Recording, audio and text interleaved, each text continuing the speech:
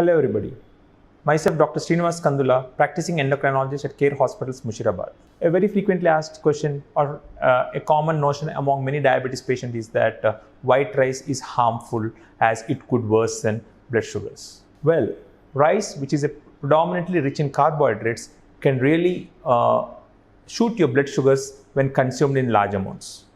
For that matter, any food item, if consumed in a regulated and in a well-controlled portions, will not worsen your blood glucose control.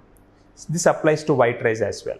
White rice consumed in large amounts can definitely worsen blood glucose levels, because this being a rich source of carbohydrates, it will be transformed into fat in the body and will accumulate in the form of fat, leading on to increased body weight, and this would worsen diabetes. Therefore, it is important to restrict the amount of white rice consumption in all diabetic patients.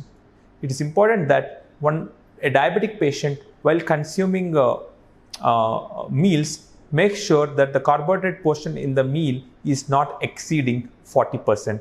But unfortunately, most diabetic patients, or for that matter, most Indian men and women, do consume a carb-rich diet which has around 60% of carbohydrates in their meal, and this is the prime reason of excess body weight or poor blood glucose control among diabetics. Few patients come with the question of is consuming brown rice as an alternative to white rice is a good option?